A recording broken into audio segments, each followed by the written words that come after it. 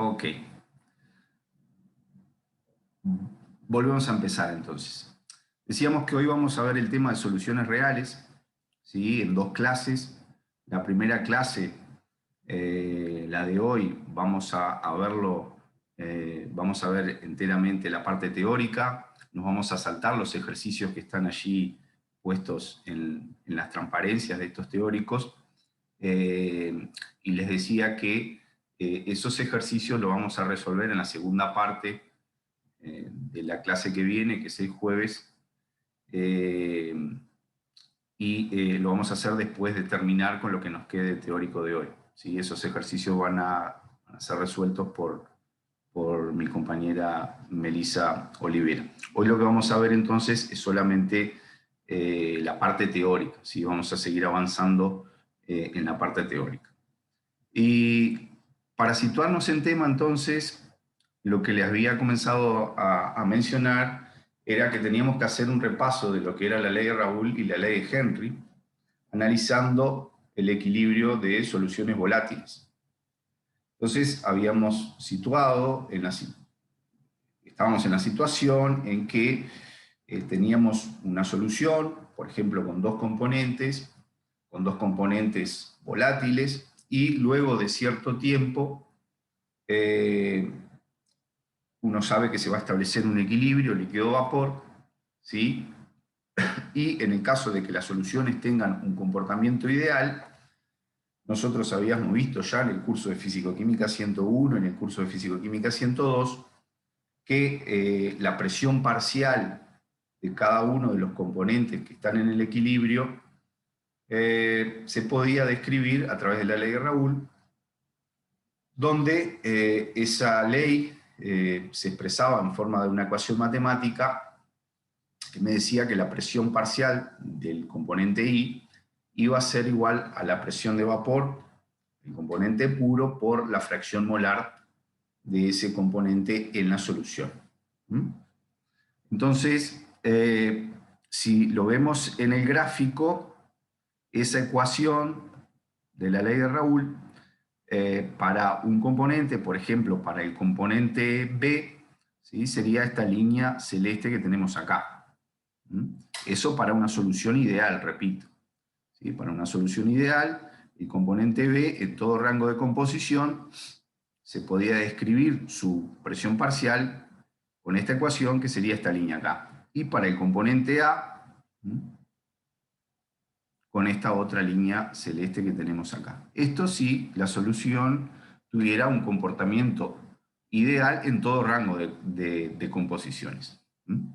Resulta que cuando tenemos soluciones reales, y este es el tema central de esta parte del curso, ¿sí? Cuando tenemos soluciones reales, el comportamiento que me predice la ley de Raoult no se cumple.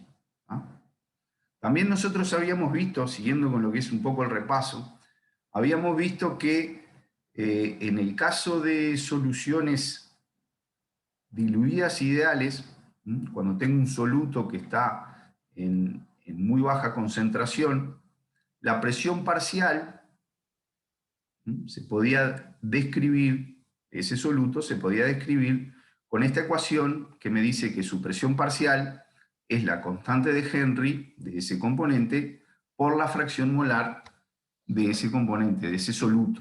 ¿Sí? Entonces, fíjense, acá tenemos un ejemplo para el caso de lo que sería el componente A. El componente A, en este extremo, se comporta como soluto.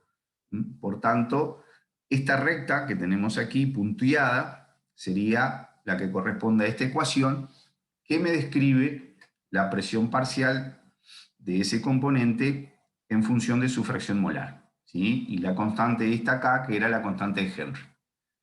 Eso era entonces para una solución ideal diluida, ¿verdad? Entonces,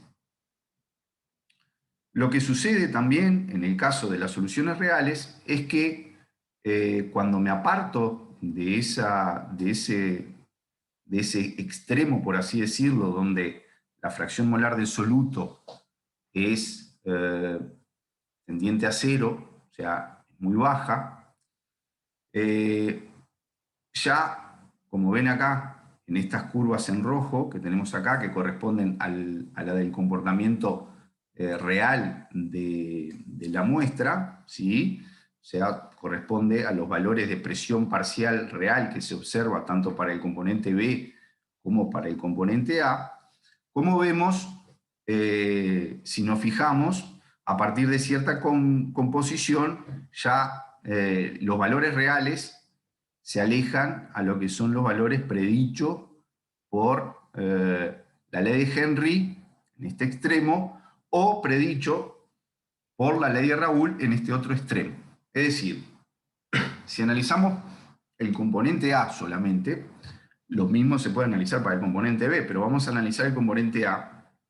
Esto quiere decir que para las soluciones reales hay un rango de concentración, ¿sí?, que no está en los extremos, es decir, que no está ni cuando tengo el componente casi puro, ¿sí?, o cuando tengo el componente en muy bajas cantidades, ¿sí?, en el intermedio. Esta curva en rojo que me describe la presión real se aparta tanto de lo que me predice la ley de Raoult para ese componente como lo que me predice la ley de Henry para ese componente. Entonces, necesariamente, si nosotros queremos predecir la presión real que hay para esos componentes en el equilibrio, tenemos que recurrir a una modificación de estas ecuaciones para poder predecir cuál va a ser el valor real de la presión de equilibrio. No puedo utilizar ni la ley de Raoult ni la ley de Henry para predecir correctamente cuál es la presión real del sistema. Entonces, en las soluciones reales hay un rango de concentraciones muy grande en los cuales no se cumple ni la ley de Raoult ni la ley de Henry. ¿Qué hacemos entonces? Bueno, lo que se hace es corregir esta fracción molar que está multiplicando tanto en la ley de Raoult como en la ley de Henry por un factor al cual le llamamos coeficiente de actividad. Entonces, fíjense qué bien nos las ingeniamos. Decimos, bueno, ¿cuál tiene que ser este coeficiente de actividad tal que multiplicado por la fracción molar y utilizado o en la ley de Henry o en la ley de Raoult me va a dar la presión real que tiene mi sistema? Yo ya sé que como es una solución real, si lo único que hago es multiplicar la presión de vapor del componente puro o la constante de Henry, en el caso de que se esté comportando como soluto, por su fracción molar, eso no me va a dar la presión real que tiene mi sistema. Por lo tanto, tengo que corregir. ¿Cuál es el factor de corrección? Bueno, es ese coeficiente de actividad, el gamma. ¿Ah? Entonces, si la corrección yo lo hago considerando la ley de Raoult, es decir, estoy considerando que el componente se está comportando como disolvente, ¿sí?, y está en gran cantidad con respecto al soluto, entonces, respecto a la ley de Raoult, ese gamma, ¿sí?, va multiplicando la fracción molar y a su vez a la presión del componente puro, y eso me va a dar la presión real del sistema. Entonces, si yo simplemente hago el cociente de la presión real sobre la presión de vapor del componente puro, eso me tiene que dar igual al gamma, ¿sí?, y al gamma le llamo gamma sub i porque depende lógicamente del componente que esté tratando, y sub r porque hace referencia al sistema racional, ¿sí?, que se le llama cuando se le corrige aplicando la ley de Raoult, ¿sí? Entonces es un gamma sub i punto r por la fracción molar. Entonces, cuando ese gamma tiende a 1, lo que está pasando ahí es que la fracción molar de ese componente está tendiendo a 1. Recordamos que la fracción molar es igual a 1 cuando tengo el componente puro. Eso es en el sistema racional. O sea que para determinar la presión parcial real de mi componente, puedo hacerlo a través de la ley de Raoul, aplicando la corrección con ese coeficiente de actividad correspondiente a la ley de Raoul.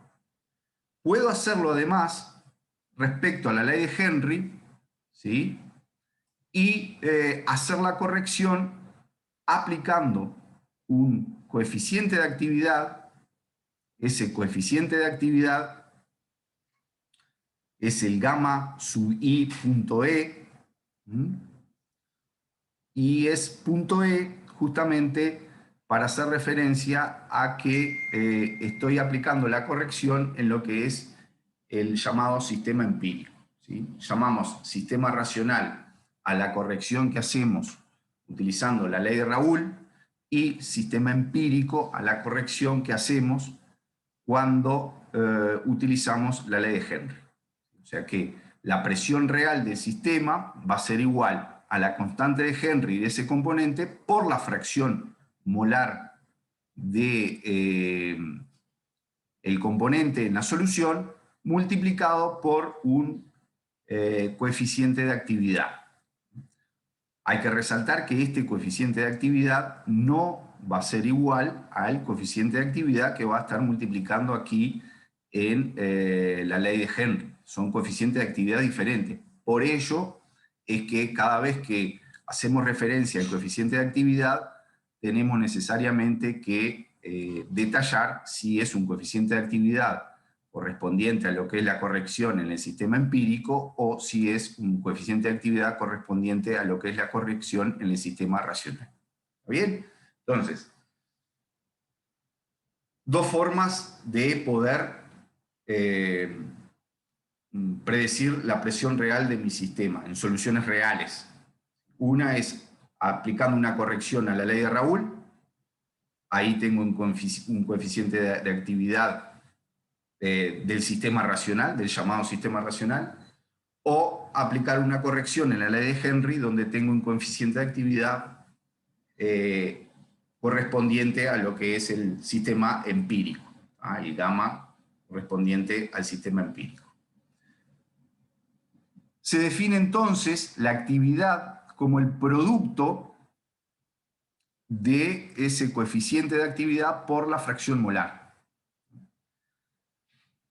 Entonces, respecto a la ley de Raoul, o sea, el sistema racional, el llamado sistema racional, el cociente de lo que es la presión real sobre la presión de vapor del componente puro va a ser igual a la actividad en ese sistema racional, ¿sí? Que, como ya vimos, es igual al gamma por la fracción molar correspondiente.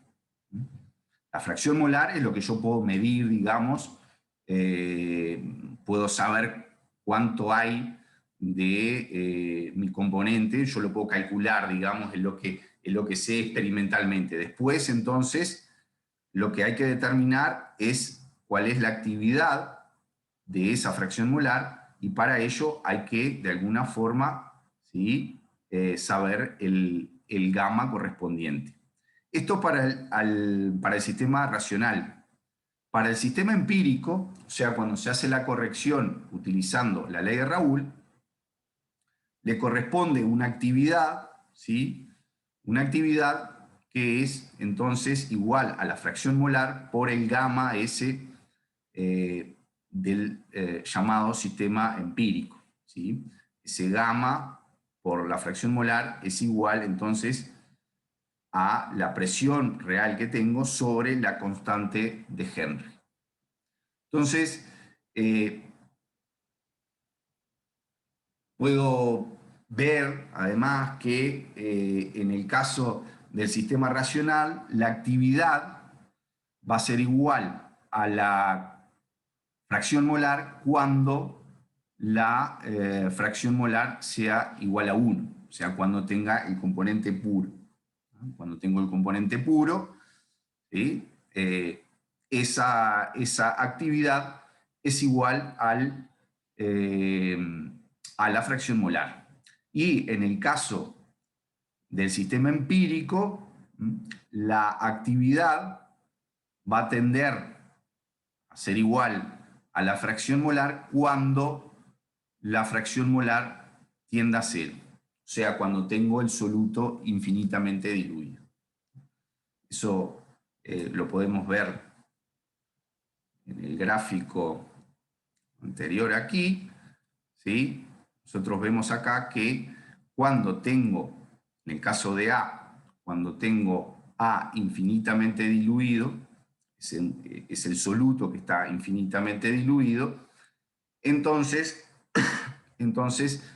la actividad va a ser igual a la fracción molar, va a tender a ser igual a la fracción molar. ¿Por qué?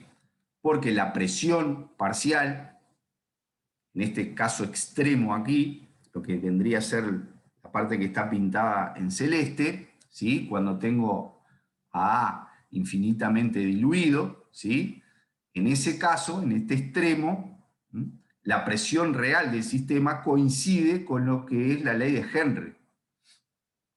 La ley de Henry me dice que la presión parcial es igual a la constante por la fracción molar.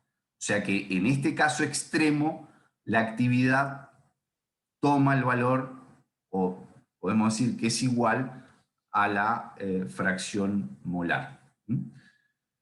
Lo mismo podemos analizar para este otro extremo.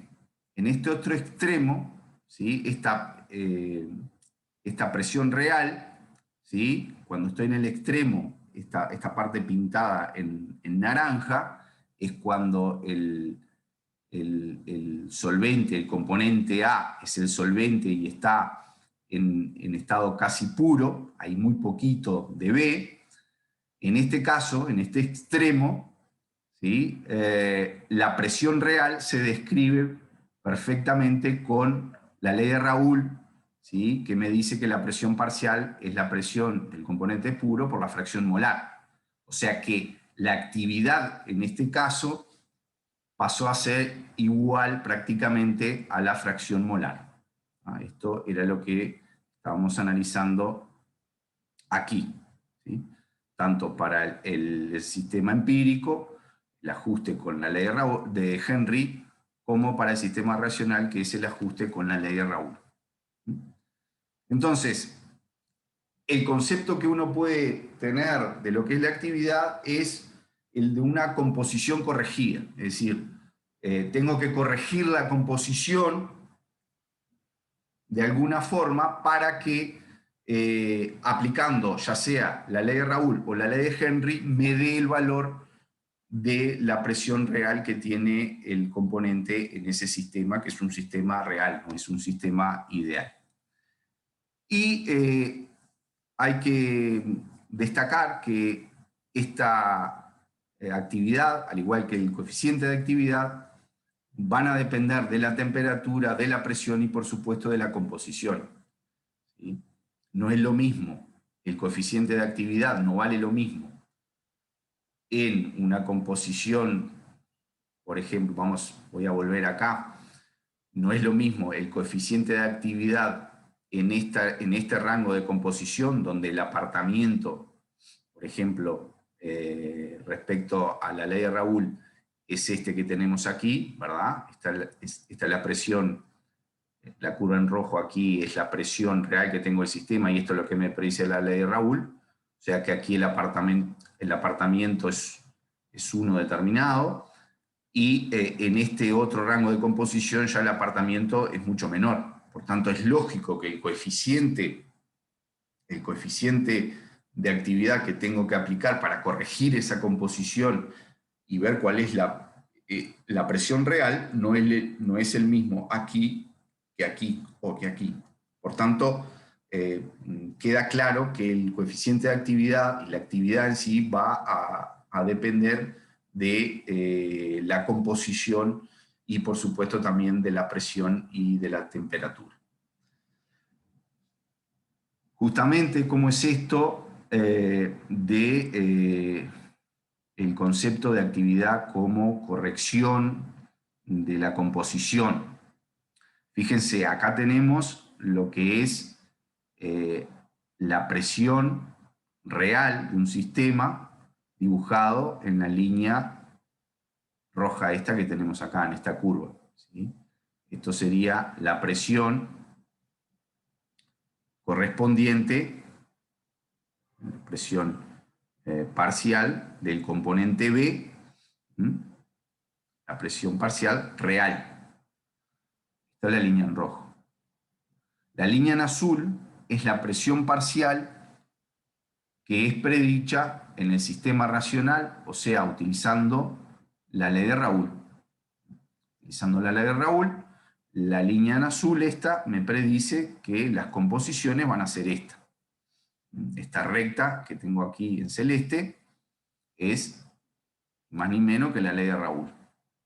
Resulta que la presión parcial se aparta bastante de lo que me predice la ley de Raoul, especialmente cuando el componente B se aleja de ser el componente mayoritario, ¿sí? En este extremo, por supuesto que la línea en rojo prácticamente coincide con lo que me predice la ley de Raoul, justamente porque el componente B está en un estado casi puro. A medida que me alejo de esa situación, es obvio entonces que la presión real del sistema es bastante diferente a lo predicho por la ley de Raoul. Entonces, si yo tengo una composición X sub B de ese componente en la solución líquida, lo que me predice la ley de Raoul lo puedo ver subiendo con esta línea punteada y cortando aquí con la línea celeste rellena esta, voy y veo que la presión es una presión PB. Pero resulta que la presión real no es PB, sino que es un PB'. Entonces, yo podría decir que, según la ley de Raoul, para tener esa presión PB', que es la presión real, debería tener una composición que está aquí, ¿verdad? En esta composición, que es una composición mayor a la que realmente tengo en el sistema, subo y ahí sí, la ley de Raoul me predice, para esa composición mayor, me predice que la presión sería la presión PB'. A esa composición, tal que con la ley de Raoul voy a calcular la presión real que tengo del sistema, a esa composición le llamo entonces actividad del componente B. O sea que el gamma, el coeficiente de actividad que va a tener que multiplicar a esta fracción molar real de B que tengo en el sistema, ese gamma va a tener que ser tal que multiplicado por XB me dé este valor de actividad.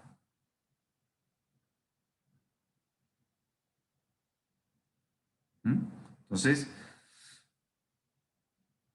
eso,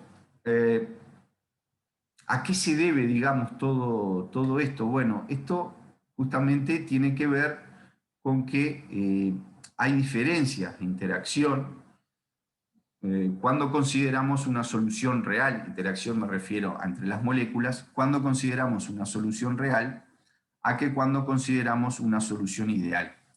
Cuando consideramos una solución ideal, estamos considerando que todas las interacciones entre moléculas iguales y entre moléculas diferentes en el sistema líquido, ¿sí? En el sistema y en la interfase,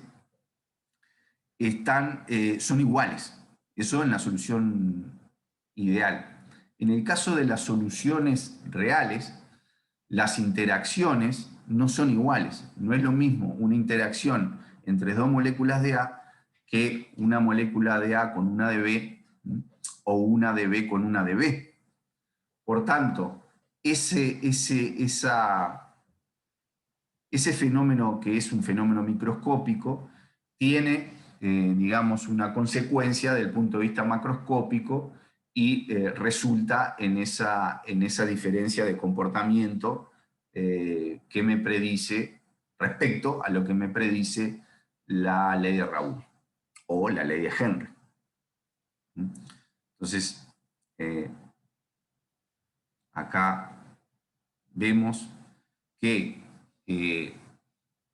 cuando tengo una composición XB, la presión que me predice la ley de Raoult es una presión B que es diferente, es menor a la presión que realmente observo en mi sistema real. Y por tanto, digamos que estoy observando una presión mayor, por tanto, lo que correspondería, digamos, a esa presión según la ley de Raoult sería una composición mayor a XB, que es la que le llamo actividad.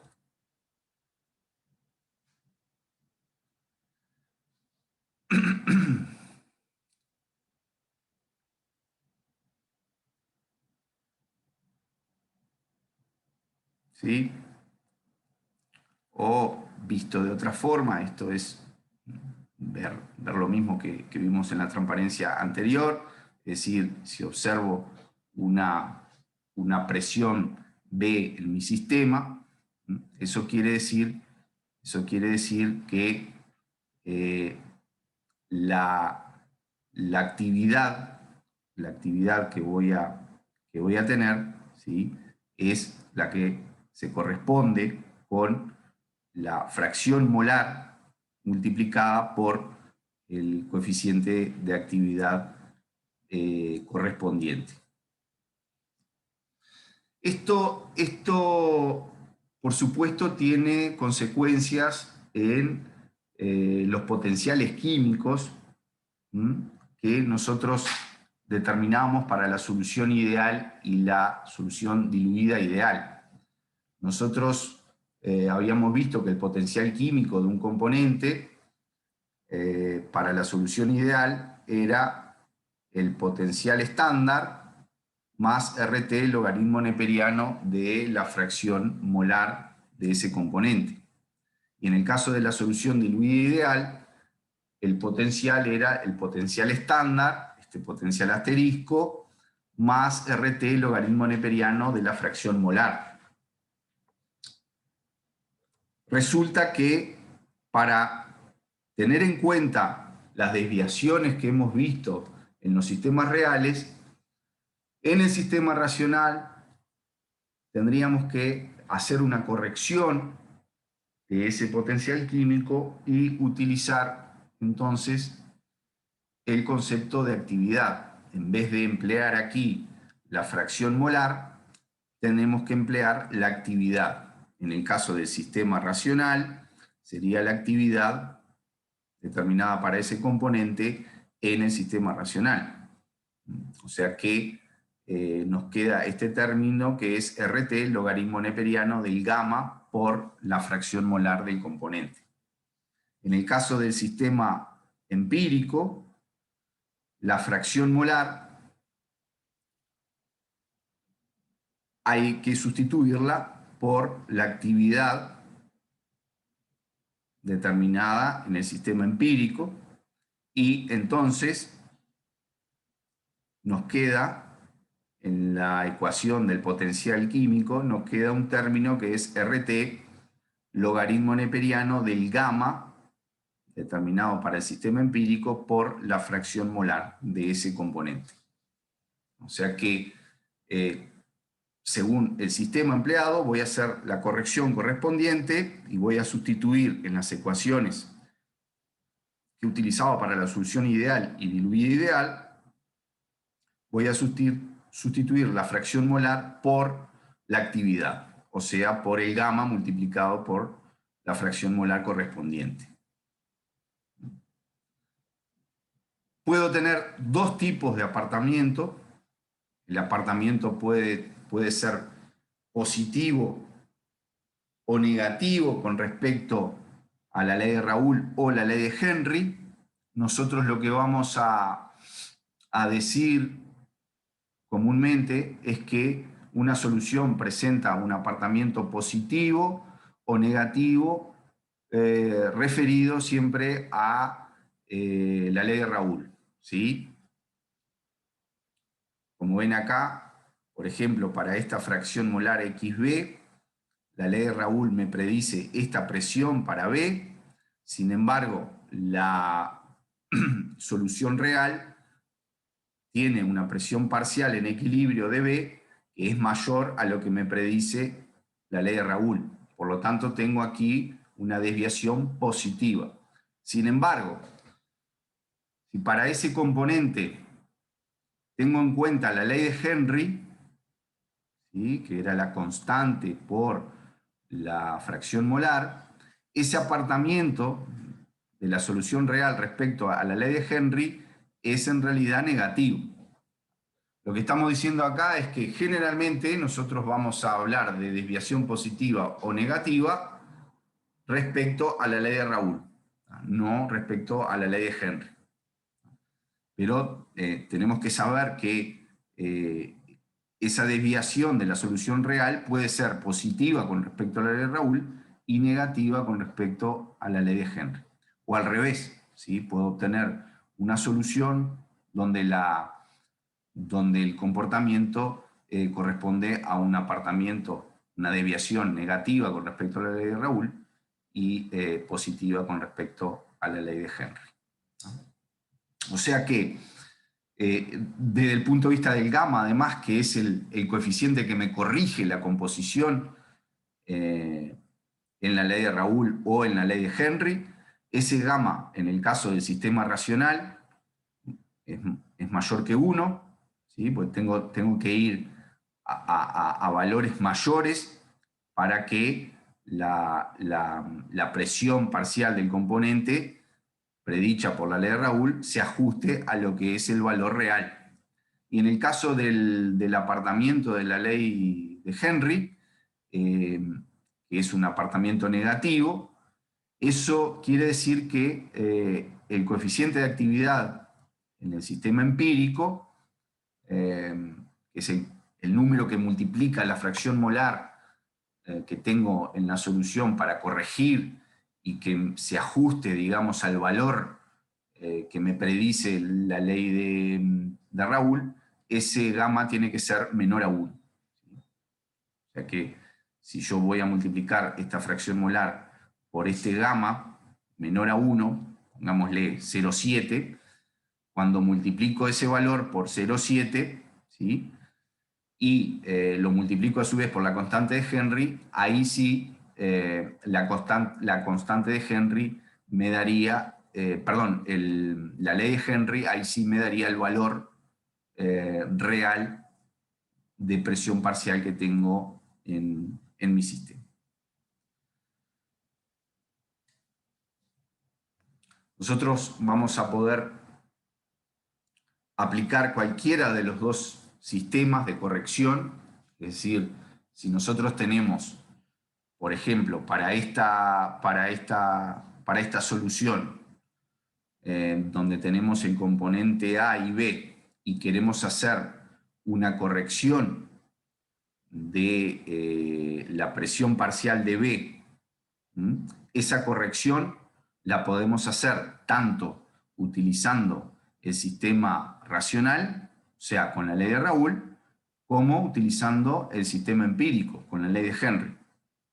Sin embargo, lo que se estila es utilizar la corrección de la ley, del sistema racional cuando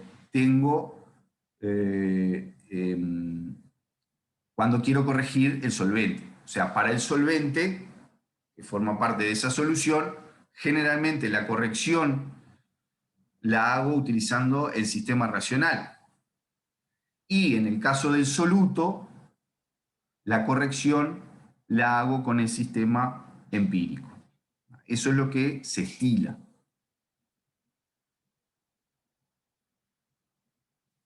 ¿Ah?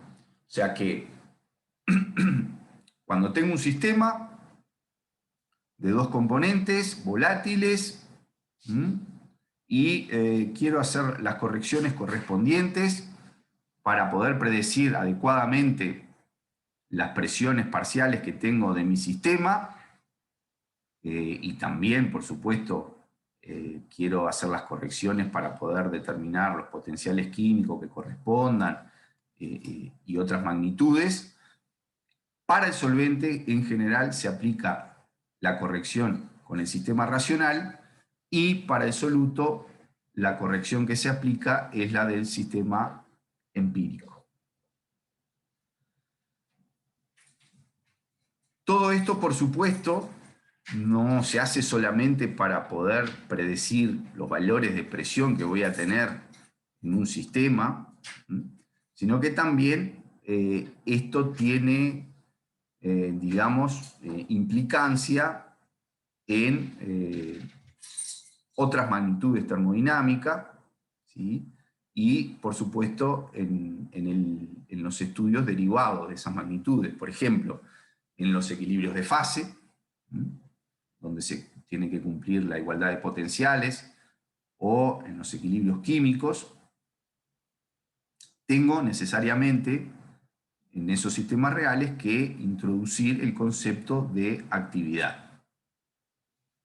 Entonces, cuando haciendo estudios termodinámicos de disoluciones, tenía, por ejemplo, en el caso del descenso crioscópico, esta ecuación que me vinculaba las temperaturas de congelación del solvente puro y del solvente formando parte de una solución, y ahí me aparecía la fracción molar, o en el coeficiente de reparto, que para una temperatura y presión dada era igual al cociente de las fracciones molares en las diferentes fases, o en la constante de equilibrio, la cual depende de la temperatura y la presión, y que tenía este tipo de expresión dependiente de las fracciones molares, de productos y de reactivos, necesariamente en las soluciones reales, para ser más exacto, en vez de estas fracciones molares, tengo que utilizar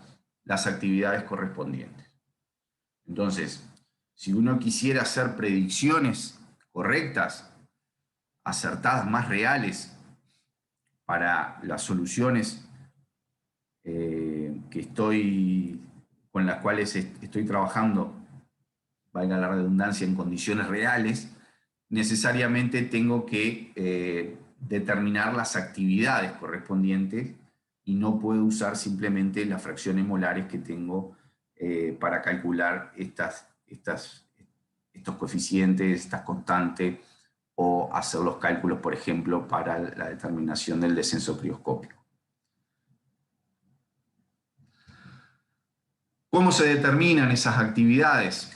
Estamos hablando del caso de actividades de no electrolitos. Después vamos a ver cómo se determinan las actividades en el caso de electrolitos. Acá estamos hablando de sustancias que no se disocian, y en esos casos existen algunos métodos, como el método de la presión de vapor, o sea que lo que se hace para la solución es medir la presión real y dividirla entre la presión de vapor del componente puro. Eso me da la actividad en el sistema racional, ¿sí? Y el gamma, sabiendo la fracción molar que tengo del componente en cuestión, el gamma se calcula como la actividad, ¿sí? Que es este cociente dividido la fracción molar, que es algo que yo conozco. En el caso del sistema empírico, la actividad se determina como la presión del componente, que tendré que haber medido de alguna forma, de la presión real, sobre la constante de Henry de ese componente. Estamos analizando, por ejemplo, un soluto. Entonces, medimos la presión parcial, dividimos entre la constante de Henry de ese componente, y el coeficiente de actividad para ese sistema empírico sería la actividad que determiné de esta forma sobre la fracción molar de ese componente, ¿sí? Que de alguna forma la sé, porque la medí, porque sé lo que puse ahí, etc. Ese es el método de la presión de vapor. O sea que puedo conocer la actividad tanto en el sistema real, en el sistema racional como en el sistema empírico, haciendo medidas de presión de vapor para esas soluciones. Ustedes se imaginarán cómo puedo medir la presión de vapor. Hay diferentes formas. Ustedes han visto algunas en el laboratorio en Físico-Química 101 y 102. Otro método es el método de las propiedades coligativas. Por ejemplo, determinando, ¿sí?, la actividad a partir de medidas de descenso crioscópico, donde determino entonces la actividad con esta ecuación, haciendo medidas de descenso crioscópico, puedo determinar la actividad y sabiendo la fracción molar de ese componente, puedo determinar el gamma que corresponde.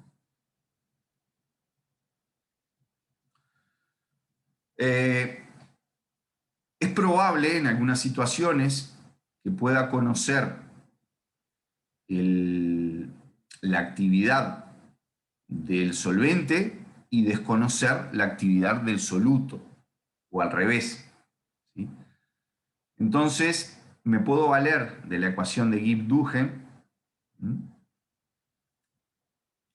que me establece esto aquí, esta igualdad, ¿sí? El número de moles de uno de los componentes, sea solvente o soluto, por el diferencial potencial más el número de moles del otro componente por el diferencial potencial de ese componente, tiene que ser igual a 0. Ahí puedo, teniendo en cuenta la ley de Raoult corregida, voy a volver un poquito atrás, teniendo en cuenta la ley de Raoult corregida con actividad, ¿sí?, el potencial químico para la solución real en el sistema racional viene dado por esta ecuación, potencial estándar más RT, logaritmo neperiano de la actividad. Vuelvo ahora. Entonces, teniendo en cuenta eso, ustedes podrán deducir, ¿sí?, que esta ecuación se puede transformar en esto. Se los dejo a ustedes para hacer la deducción a partir de aquella ecuación, o sea, considerando además de la ecuación de Gibbs-Duhem la ley de Raoult para una solución real, ¿sí?, donde se introduce el concepto de actividad, ustedes pueden llegar entonces a esta expresión. Con esta expresión podemos, ¿sí?, transformarla además matemáticamente en esta otra expresión, ¿sí?, y puedo ver aquí que haciendo la integral del diferencial logaritmo neperiano de la actividad de ese componente 1, ¿sí?, entre una fracción molar 1 igual a 1 y la fracción molar de ese componente 1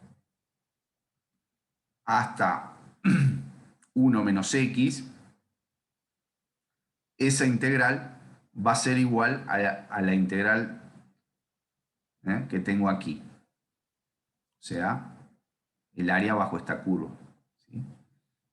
Acá, esta integral es el área bajo la curva. Por tanto, si yo conozco valores de actividad y composición para uno de los componentes, por ejemplo, para el componente 2, puedo, conociendo un valor de actividad del otro componente, conocer otros valores de actividad dependiendo de la composición. Básicamente, la idea que les tiene que quedar es esa. Puedo entonces, a partir de conocer valores de actividad de uno de los componentes, tratando matemáticamente de esta forma, ¿sí?, puedo despejar lo que sería la actividad del otro componente para diferentes composiciones. Bien, entonces, hasta aquí un poco, en términos generales, lo que es el concepto de actividad, para qué nos sirve, para qué la necesitamos y dónde la aplicamos. Y además acabamos de ver diferentes métodos que existen para determinar la actividad. Una aplicación muy particular e importante que tiene el tema que estamos viendo es en el concepto de actividad del agua.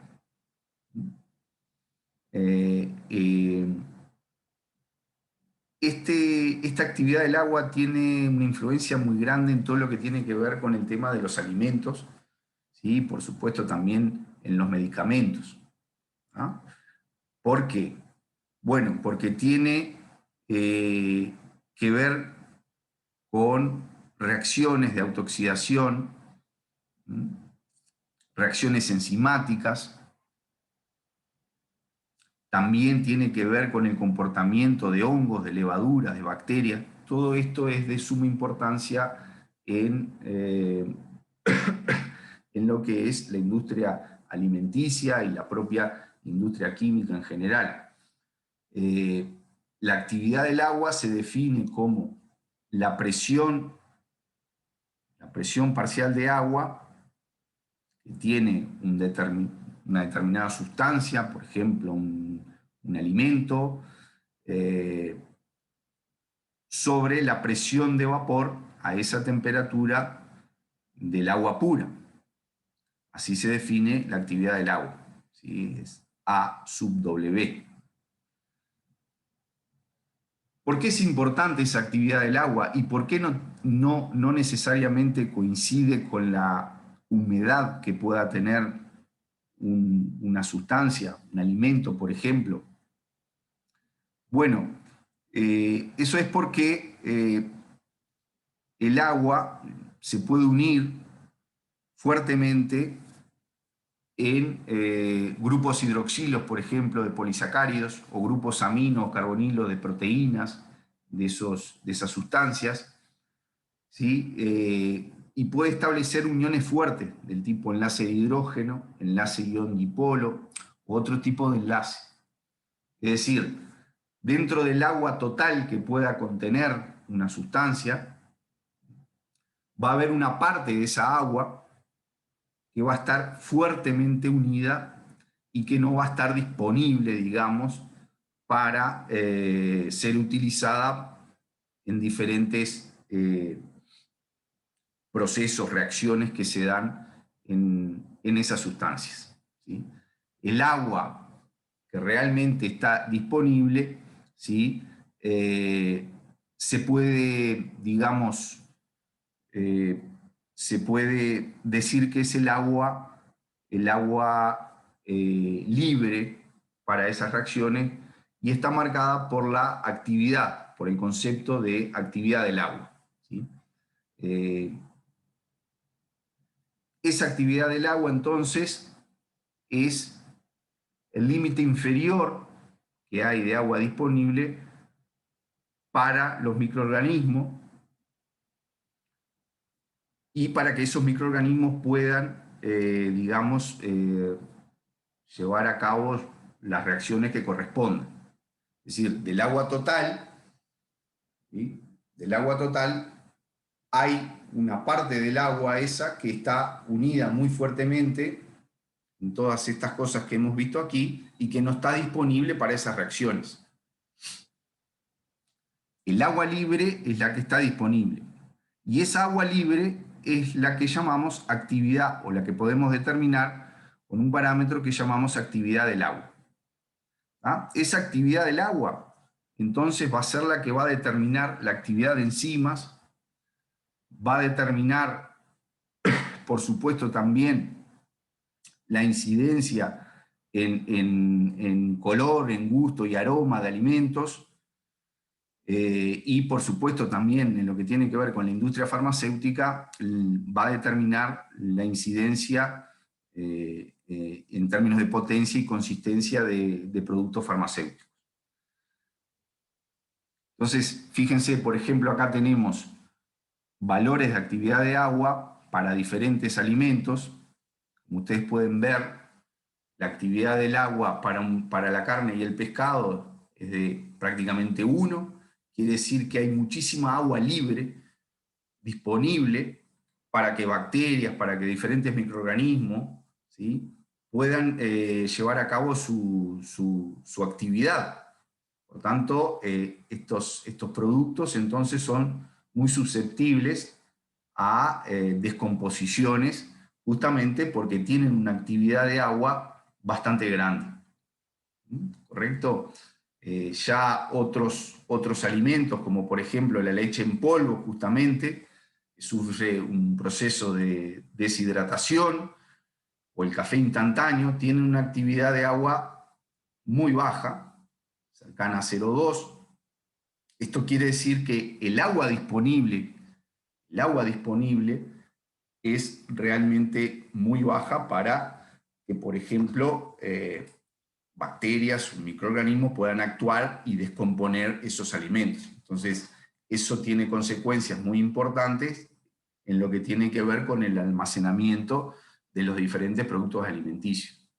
Entonces, cuando yo voy a evaluar, en el caso de alimentos, cuando voy a evaluar cuánto tiempo puedo dejar un alimento en determinado lugar, a determinada temperatura, tengo que tener en cuenta no la humedad total que puedo determinar por secado, por ejemplo, para ese alimento, sino que tengo que tener en cuenta la actividad de agua. De alguna forma tengo que medir la actividad de agua, como ya vimos aquí anteriormente, ¿sí? Tengo que hacer medidas, por ejemplo, midiendo la presión parcial de equilibrio, ¿sí?, del agua sobre ese alimento, dividido la presión de vapor que tendría el agua pura a esa temperatura, me daría la actividad de agua. De esa forma, la actividad y no la humedad total que pueda tener el alimento es la que me va a marcar las condiciones que pueda haber de crecimiento de microorganismos, de bacterias, de hongos, etcétera, en el alimento, y por tanto me va a determinar cuánto tiempo puedo dejarlo guardado, no sé, en la heladera a 4 grados, o si puedo guardarlo tantos meses afuera de la heladera, etcétera, ese tipo de cosas. Entonces, es la actividad del agua y no la humedad total de un alimento la que me marca las condiciones, digamos, que puedan haber para que se den ciertas reacciones. No solamente de microorganismos, también pueden ser reacciones de oxidación que hacen perder el gusto a los alimentos, etc. No necesariamente tiene que ver solo con microorganismos o otro tipo digamos, de reacciones biológicas. También pueden ser reacciones químicas que ocurran y que de alguna forma estropeen el alimento desde el punto de vista sensorial o gustativo. Y no solamente, como habíamos mencionado anteriormente, no solamente tiene influencia sobre alimentos, sino que también puede tener influencia en lo que tiene que ver con el accionar de ciertos fármacos que se administran y que necesitan unas condiciones de actividad de agua determinada, ¿sí? Y no necesariamente, como lo vuelvo a recalcar, no de humedad total, digamos, de contenido de agua total del sistema en el cual está actuando, sino justamente de actividad, que es el agua disponible para esas reacciones.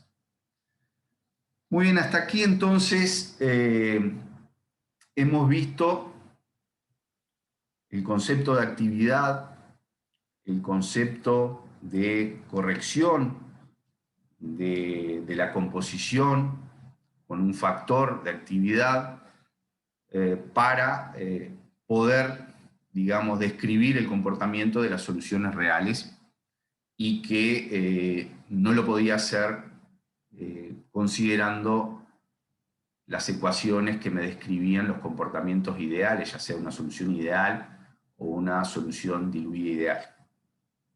A continuación, lo que vamos a hacer ahora es ver el caso de aquellas sustancias que son electrolitos fuertes, o sea que en solución se van a disociar.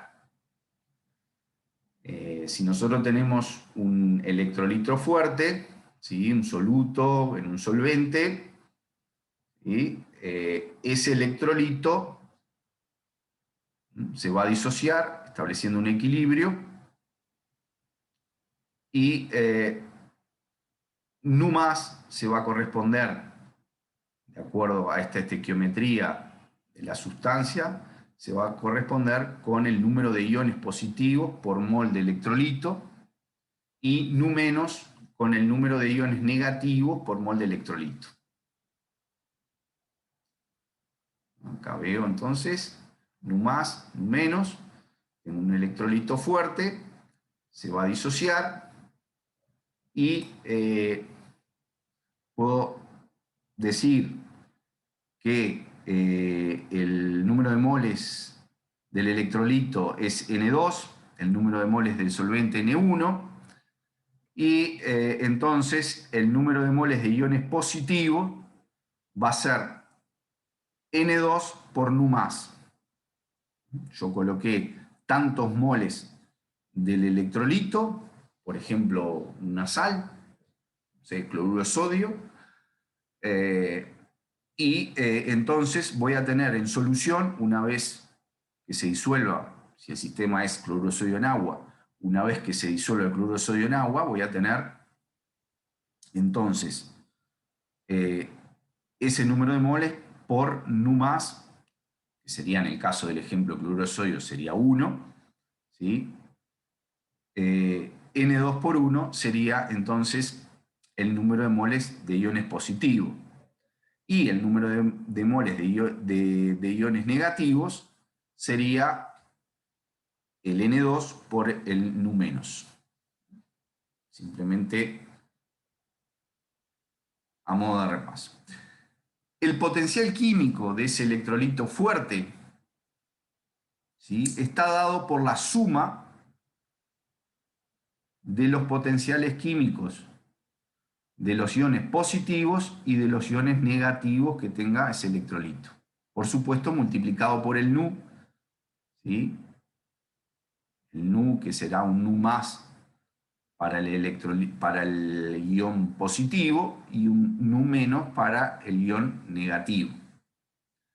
Por tanto, el potencial químico del ion, ¿sí?, de cualquiera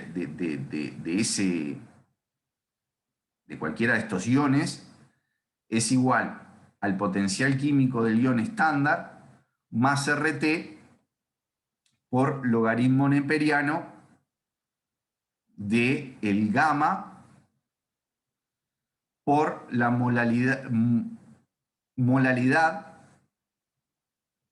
esto es la molalidad del ion en cuestión, sobre una molalidad estándar. Y aquí es importante subrayar que la molalidad estándar se define como 1 mol por kilogramo. O sea que entonces el potencial químico de ese ion es el potencial estándar del ion más RT logaritmo neperiano de un gamma, ¿sí?, no es la molalidad, sino que es la molalidad por un gamma, porque justamente tengo que corregir, ¿sí?, en el caso de los electrolitos fuertes, si no los considero como una solución ideal, tengo que corregir esa molalidad por un coeficiente, por un gamma, para que me describa ese gamma por la molalidad, si me describa el potencial real que tiene ese ion en solución. Y a su vez, ese gamma por molaridad va dividido en una molaridad estándar que es igual a 1 mol por kilogramo. Este valor, que está acá dentro del paréntesis, es lo que llamo actividad del ion. Entonces, tengo una actividad del ion, ¿sí?, que es igual al gamma por la molaridad sobre una molaridad estándar que muchas veces no aparece en las ecuaciones. Uno se olvida de este valor, pero sepamos que siempre dentro de este paréntesis, este término que está en el numerador va dividido 1, que tiene sus unidades. Por eso es que la actividad aquí va a quedar sin unidades. Es adimensional. Porque estoy dividiendo, obviamente el gamma no tiene unidades, pero estoy dividiendo una molaridad en mol por kilogramo sobre la molaridad estándar que tiene el valor de 1 mol por kilogramo. De forma tal que la actividad aquí no tiene unidades. Entonces, la molaridad del soluto tiene un valor m, por tanto, la molaridad del ion positivo va a tener un valor mu más por esa molaridad del soluto, y la del ion negativo va a tener un valor que es mu menos por la molaridad del soluto.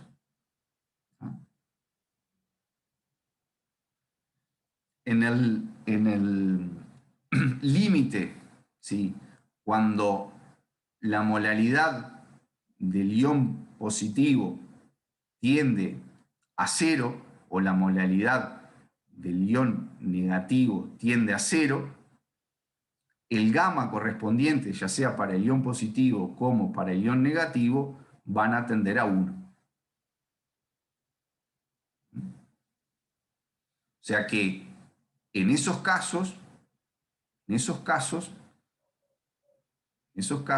cuando tengo una concentración, una molaridad, tanto del ion positivo como del ion negativo, tendiente a 0, estoy hablando de una solución muy diluida, la solución real podemos decir que se comporta o se comportaría como una solución ideal. Y en ese caso, el gamma tiende a 1. O sea que, efectivamente, en esos casos, la actividad, si esto tiende a 1, la actividad efectivamente es molaridad sobre molaridad estándar, que como ya vimos tiene el valor igual a 1.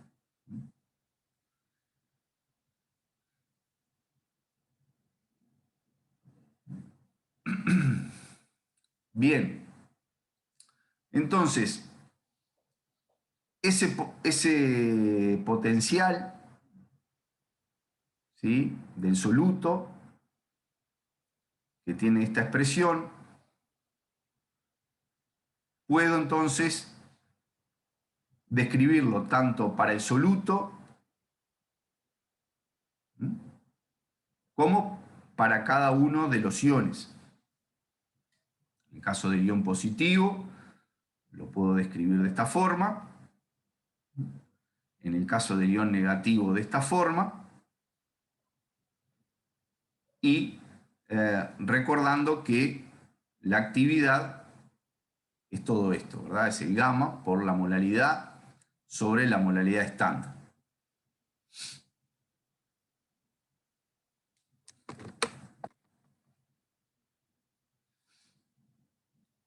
Bien. O sea que el potencial químico del soluto, ¿sí? El soluto, en este caso, llegó al número 2 acá porque había dicho que tengo dos componentes, 1 y 2. En este caso, el soluto era el componente 2. En la solución tengo dos componentes, ¿verdad? El solvente y el soluto. El solvente era el componente 1. Aquí está. El solvente era el componente 1, el soluto el componente 2. El potencial químico del soluto es igual a la suma de los potenciales químicos de los iones positivos y de los iones negativos. O sea que si yo tengo en cuenta las expresiones del potencial químico para cada uno de los iones, son estas dos expresiones, los multiplico por el nu correspondiente, esto viene de la estequiometría del electrolito fuerte, nu más y nu menos.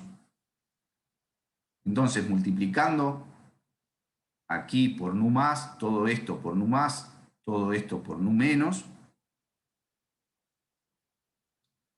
me queda entonces esto que tenemos aquí. ¿Sí? Me queda todo esto que es el potencial de referencia del soluto, es un término constante, más RT de todo esto. ¿Sí?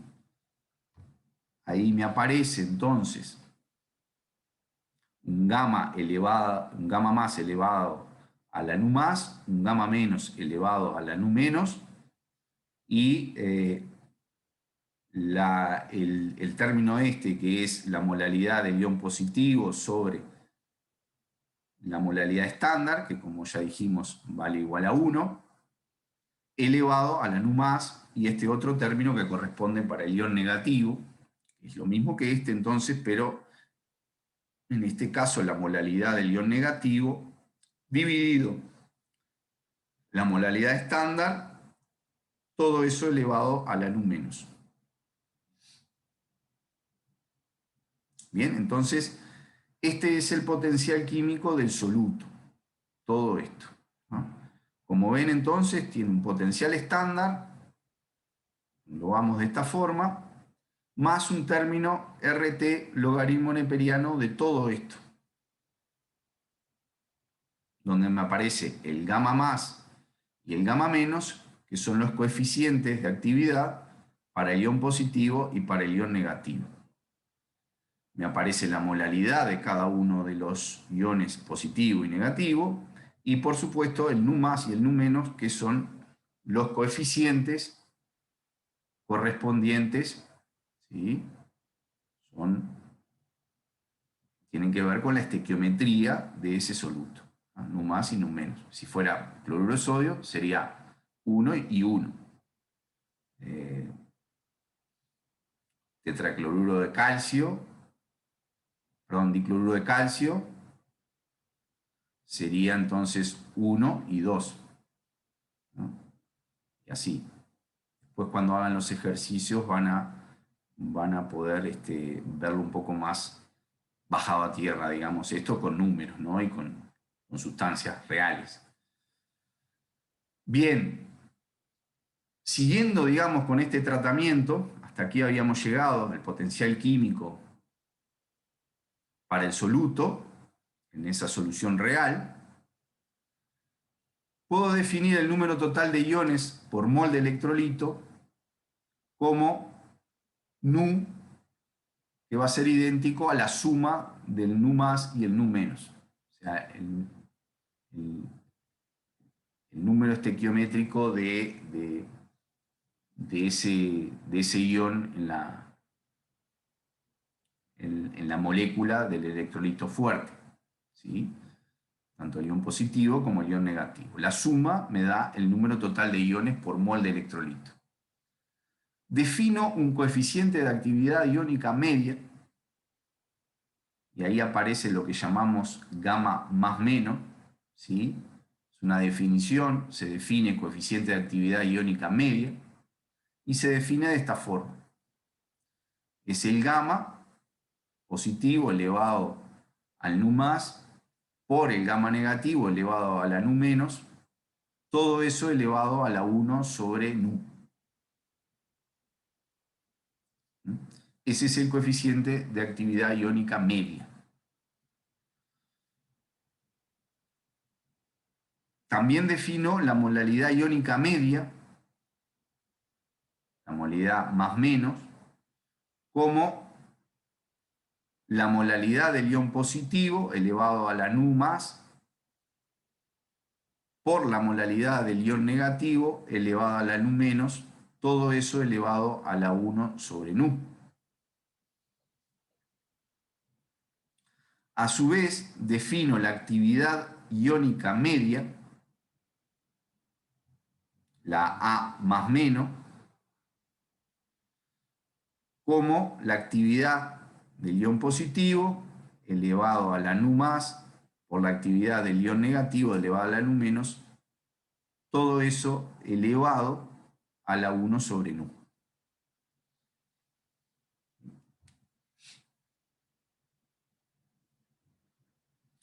A su vez, esta actividad iónica media, si considero la definición de actividad, tanto para el ion positivo como para el ion negativo, la definición de actividad es el gamma correspondiente por la molaridad correspondiente del ion sobre la molaridad estándar.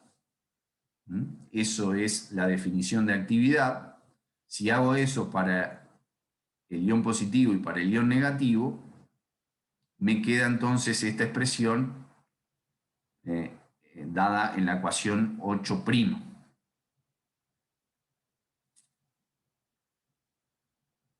¿Sí? Bien. Entonces, si vuelvo a esta ecuación que tengo aquí, que es la molaridad, perdón, que es el potencial químico del soluto, todo el soluto, vuelvo a esa expresión, que era la ecuación 4, que ven aquí, ¿sí? Vuelvo a esta expresión y, considerando las definiciones que tuve anteriormente aquí en esta diapositiva, las definiciones de coeficiente de actividad iónica media, molaridad iónica media, etc., ¿sí? Veo que en esta ecuación 4, esto que está aquí corresponde a la actividad iónica media elevado a la nu. Fíjense, la actividad iónica perdón, el coeficiente de actividad iónica media era esto, ¿sí? O sea que esto aquí, gamma más por nu más elevado a la nu más por gamma menos elevado a la nu menos, es el gamma más menos elevado a la nu. ¿Ah? Recuerden, la definición de gamma más menos era esta. Por lo tanto, si yo lo que tengo en aquella ecuación 4 es esto que tengo acá adentro, quiere decir que esto se corresponde al gamma más menos elevado a la nu. Si yo elevo esto a la nu, todo esto lo elevo a la nu, se me cancela esto, me queda elevado a la nu sobre nu, ¿sí? Por tanto, este término se puede poner de esta forma. Esta molalidad, este producto de, digamos, de molalidades elevada a la nu correspondiente para cada ion, aquí faltó el menos en esta molalidad, que correspondería entonces a la molalidad del ion negativo. Bueno, todo este producto que tengo aquí en la ecuación 4, dentro del logaritmo, se correspondería con la molalidad, molalidad iónica media elevado a la nu. En realidad sería molalidad iónica media sobre molalidad estándar elevado a la nu. Todo esto, entonces, es igual a esto, ¿sí? Si tengo en cuenta las definiciones matemáticas que tengo expresado aquí, ¿verdad? Nosotros habíamos definido estas cosas y bueno, luego analizando la ecuación 4, término a término, vemos que podemos poner estos términos que aparecen dentro del logaritmo con estas expresiones, de acuerdo a las definiciones que hicimos de coeficiente de actividad medio y molalidad media. Molalidad iónica media. Entonces, repasando, mejor dicho, pasando en limpio, el potencial químico del soluto es igual a un potencial estándar, ¿sí? Este 2, insisto, este 2 hace referencia a que estamos hablando del soluto. En nuestra definición general, el componente 1 era el solvente y 2 el soluto. Bueno, el potencial químico del soluto es un potencial estándar más nu, siendo nu, recordémoslo, la suma de los nu, del nu positivo más el nu negativo, del electrolito, por RT, logaritmo neperiano del gamma media, la molalidad iónica media, sobre una molalidad estándar que, como ya dijimos, tiene el valor de 1 mol por kilogramo. Entonces, fíjense cómo esta expresión del potencial químico del soluto como un todo se parece, ¿sí? Llegamos a una expresión que es parecida en términos de que es aquí en el logaritmo aparece un gamma por una molalidad, al igual que aparecía cuando definíamos el potencial químico de los iones por separado, ¿no? Aparecía un gamma más, un gamma menos, una molalidad más, una molalidad menos. ¿Sí? Esto es cuando analizábamos el potencial químico de los iones por separados. Cuando analizamos el potencial químico del soluto como un todo, ahora aparece un gamma, pero es un gamma más menos, y una molalidad más menos. ¿Ah? Un gamma más menos, que era el coeficiente de actividad iónica media, y una molalidad iónica media, que es esta molalidad más menos. O sea que aquí llegamos entonces a la definición, digamos, la expresión, mejor dicho, del potencial químico del soluto para una solución real, ¿no? De un electrolito fuerte. Bien.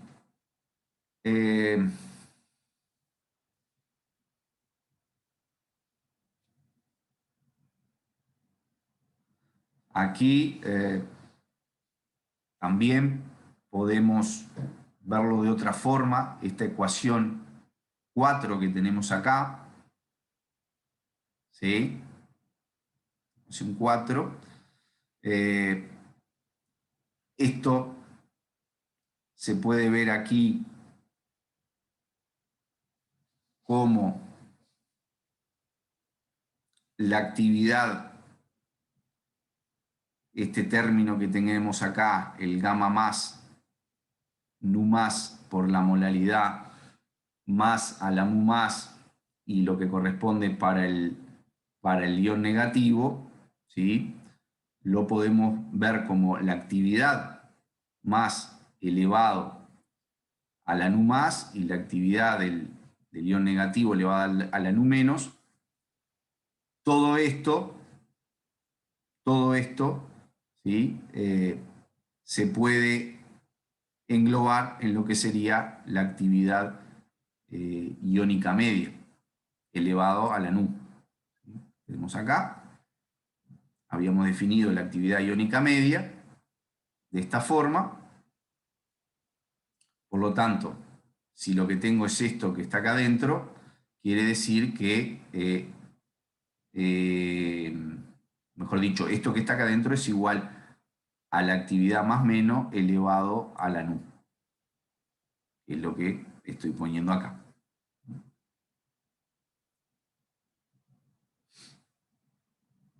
Bien.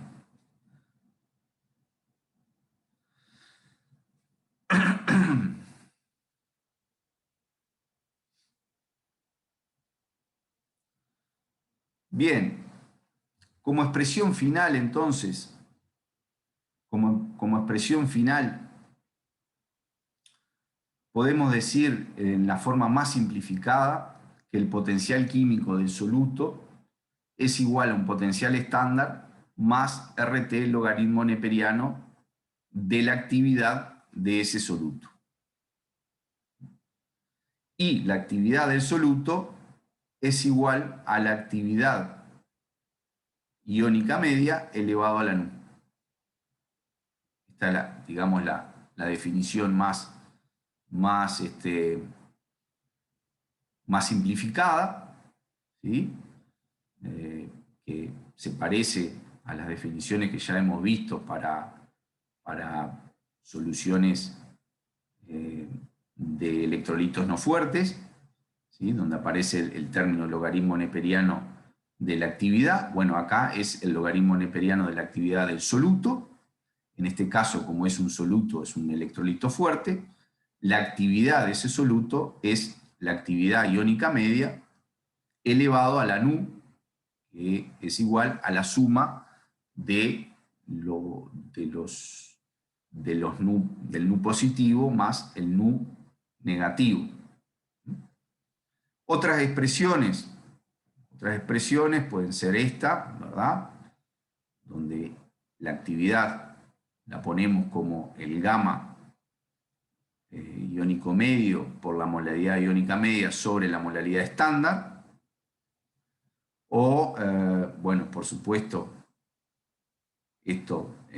si metemos esto en el logaritmo aquí, por propiedades del logaritmo podemos sacar el nu para afuera y la expresión del potencial químico del soluto nos queda de esta forma. O también otra expresión sería esta, donde está más por extenso, digamos, escrito, digamos, la actividad del soluto. Bien, entonces toda esta deducción que hicimos a partir de acá fue para llegar a una expresión de potencial químico para ese electrolito fuerte. Es un soluto que está junto con un disolvente formando parte de una solución, y como es un electrolito fuerte se va a disociar, y nosotros teníamos que llegar a una expresión de potencial químico para ese soluto formando parte de esa solución real. Finalmente hemos llegado a una expresión que es la expresión del potencial químico, y donde me aparece una constante, el término del potencial químico estándar de ese soluto, más un RT dependiente de la actividad de ese soluto. Como es un electrolito fuerte, tuvimos que hacer todas estas consideraciones para ver cuál es la expresión de esa actividad.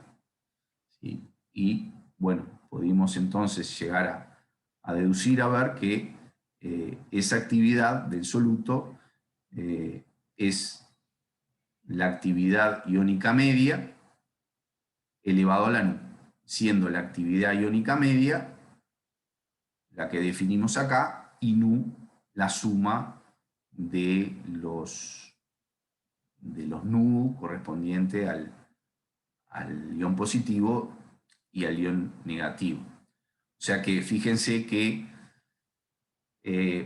esa actividad va a depender claramente de cuántos iones forman parte, en cuántos iones se disocia ese electrolito, porque me va a estar marcando lógicamente el valor de este Nu, y en el caso de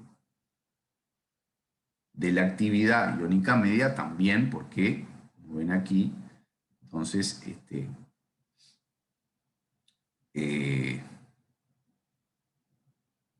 aparece acá, ¿no? Elevando, digamos, la actividad de cada uno de los iones, elevándolo a la Nu más o a la Nu menos. Bien, todo esto, digamos, tiene que ver justamente estas desviaciones que estamos viendo con respecto a lo que es la solución ideal, tiene que ver justamente con algo similar a lo que hablábamos al principio del teórico de hoy. Al principio del teórico habíamos visto que aquellos apartamientos que tenían las soluciones volátiles con respecto a la ley de Raoult o la ley de Henry tenían que ver desde el punto de vista microscópico con las diferencias en las interacciones entre moléculas, entre las mismas moléculas o moléculas diferentes que forman parte de esa solución. En el caso de los electrolitos fuertes, también el hecho de que los iones que forman parte de ese electrolito en solución, de alguna forma interaccionen con los otros iones, va a cambiar el comportamiento que tendría ese ion en el caso de una solución ideal donde el apartamiento entre iones, cuando estoy hablando de una solución muy diluida, ¿sí?, el apartamiento entre iones se puede considerar tan grande como que no hay interacciones entre ellos. Entonces, las propiedades que va a tener ese ion en solución, ¿sí?, va a ser diferente al caso que estamos considerando ahora, donde en una solución real los iones que forman parte de la solución de alguna forma se ven entre ellos, por lo tanto hay una interacción, ¿sí? Se ven desde el punto de vista físico, ¿no? Son cargas que están cerca una de la otra, por lo tanto hay interacciones y eso afecta el comportamiento que tiene cada uno de esos iones, y es diferente, por supuesto, al comportamiento que tendría el ion en el caso de una solución ideal.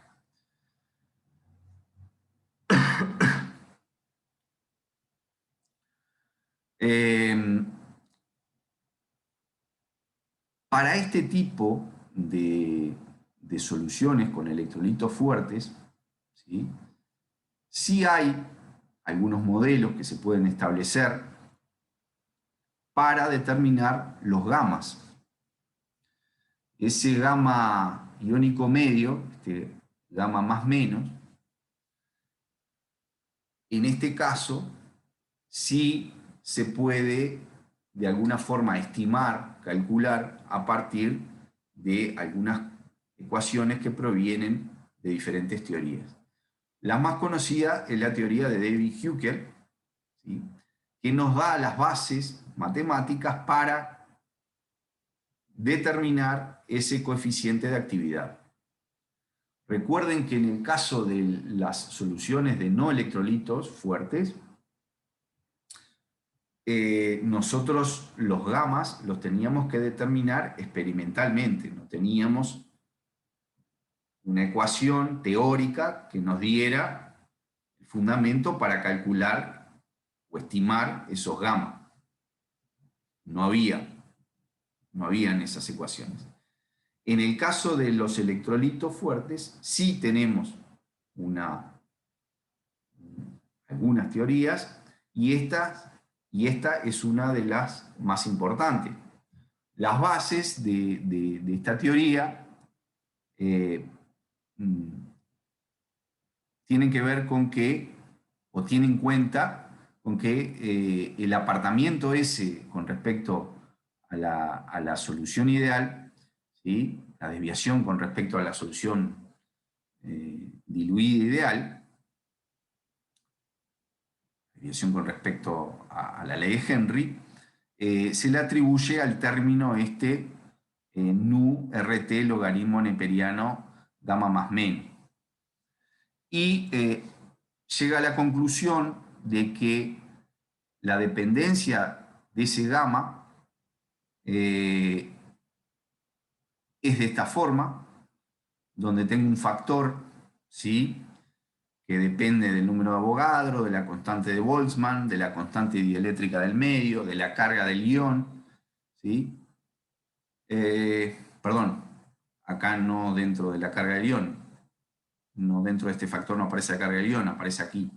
Pero lo que quiero decir es que es un factor dependiente de estos términos y de la carga del ion, de la temperatura y de la raíz cuadrada de la fuerza iónica.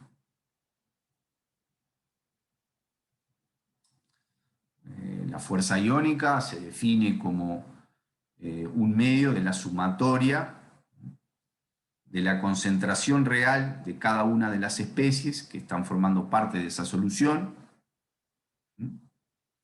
multiplicada por la carga de la especie en cuestión. Entonces, la teoría de David-Huckel dice, bueno, finalmente, casi como conclusión, el logaritmo neperiano de ese gamma, de un componente, de un ion, digamos, de ese soluto que está en solución, ¿sí?, es igual a un factor menos un factor, que depende de estas cosas, y va multiplicado por la carga del ion y por la fuerza iónica, además de estar dividido a la temperatura a las 3 medios. Esa fuerza iónica, que se define de esta forma, entonces influye de esta forma en el valor de el coeficiente de actividad de ese ion. Tengo un signo de menos acá, por lo tanto esto quiere decir que cuanto mayor es la fuerza iónica, más grande, más negativo, quiero decir, va a ser todo este término. Por lo tanto, acá tenemos un logaritmo neperiano de gamma, por lo tanto, el gamma va a ser más chico.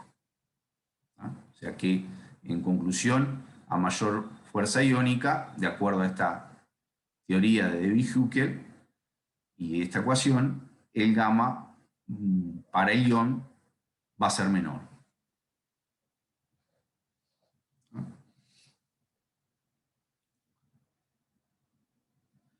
Entonces, esta teoría, que sí puedo, me permite, mejor dicho, determinar teóricamente, con parámetros teóricos, digamos, no es necesario a priori hacer medidas como teníamos que hacerlo para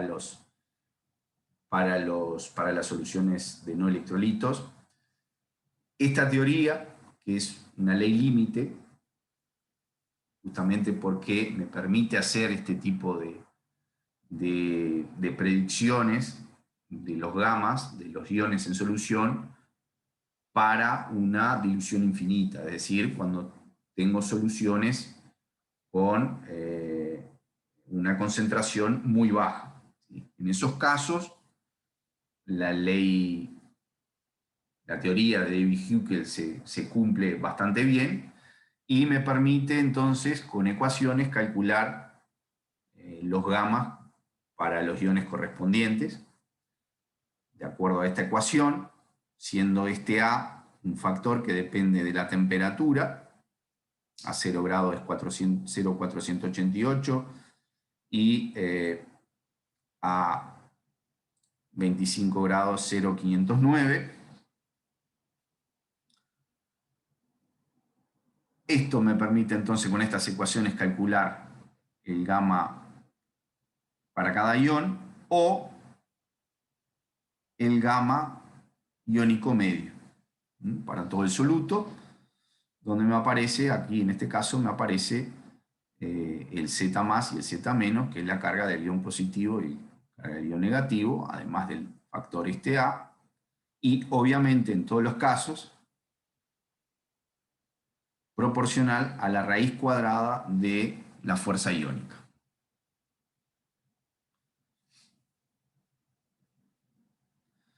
Acá vemos en este gráfico el comportamiento del gamma, expresado como logaritmo en base 10 del gamma iónico medio para diferentes solutos en solución acuosa en función de la fuerza iónica, ¿sí? En realidad en función de la raíz cuadrada de la fuerza iónica.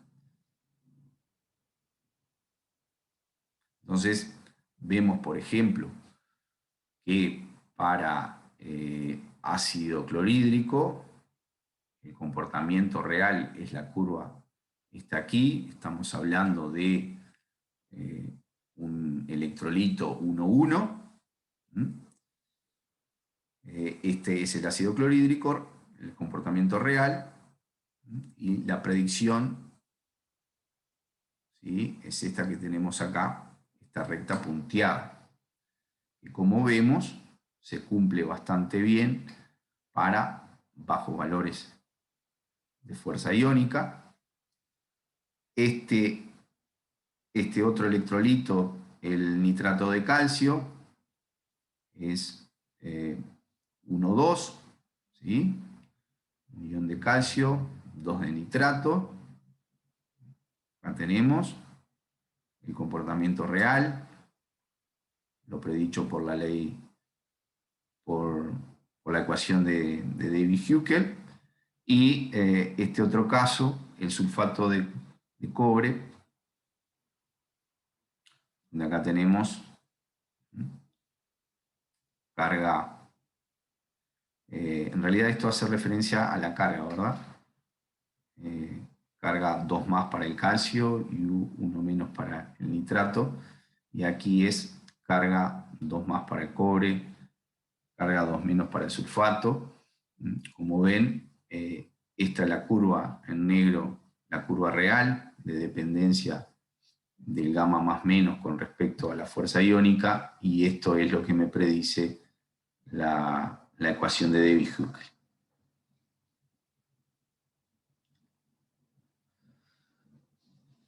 Bien,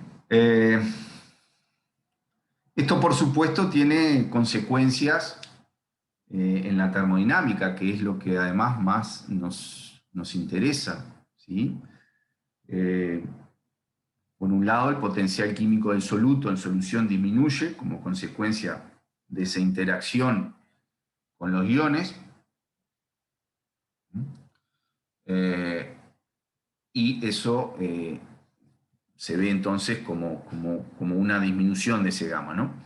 Esto tiene un efecto en la disociación de un electrolito, el famoso efecto salino, en la ionización, es decir, cuando a un dado electrolito que se disocia poco en solución, le agrego otro electrolito, ¿sí? Donde eso me lleva a que la fuerza iónica del medio va a cambiar, ¿sí? La consecuencia de eso es que el potencial químico del otro soluto, del soluto en cuestión que estoy analizando, disminuya en solución por el agregado de ese otro electrolito.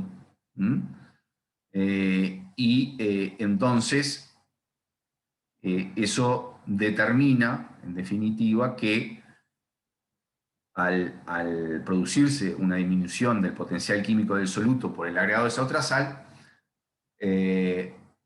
pase que esa sal que se está disolviendo se disuelve un poco más. O sea, se disuelve un poco más de lo que lo haría en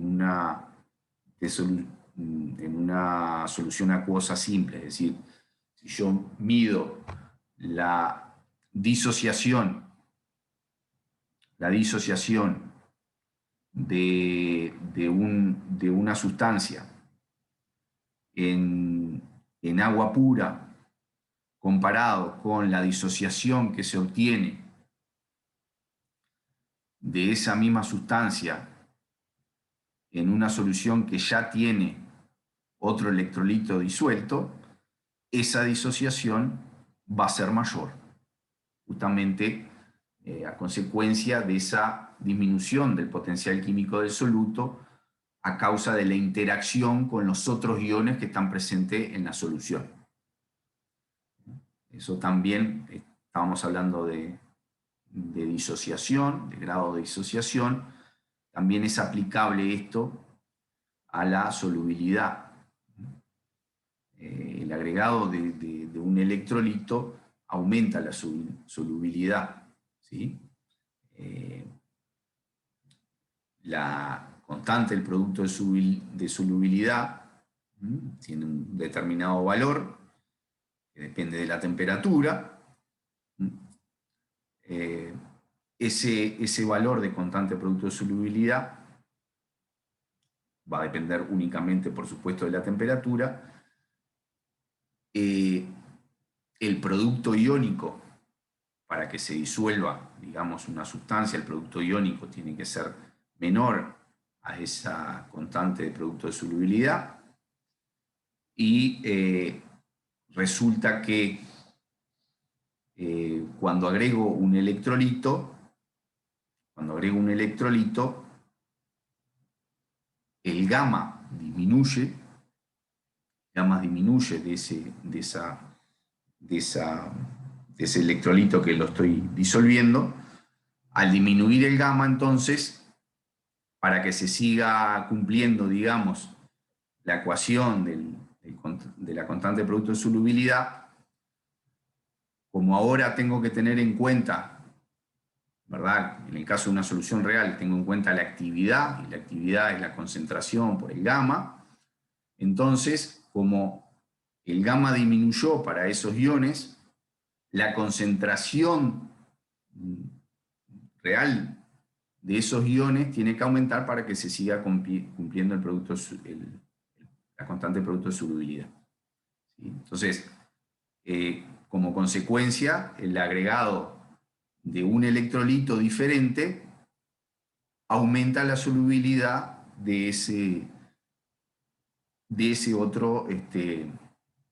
esa otra sustancia que estoy analizando.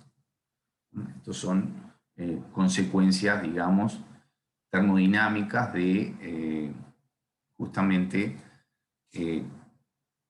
la interacción de los iones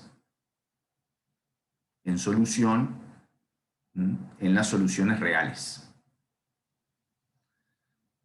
Lógicamente también esa interacción tiene consecuencias desde el punto de vista cinético, además del termodinámico. Este tipo de consecuencias tienen que ver entonces con el aumento de las velocidades de reacción, dependiendo si las reacciones se dan entre iones que tienen la misma carga o diferente carga, o aparece un ion neutro desde el punto de vista de la carga en esa ecuación de velocidad. Entonces, lo que se ve es que para reactivos que tienen la misma carga, como por ejemplo en esta reacción 1, los dos tienen carga positiva, 2 más. Cuando aumenta la fuerza iónica, acá en el eje Y tenemos, digamos, estamos expresando de alguna forma la velocidad en función de las constantes cinéticas.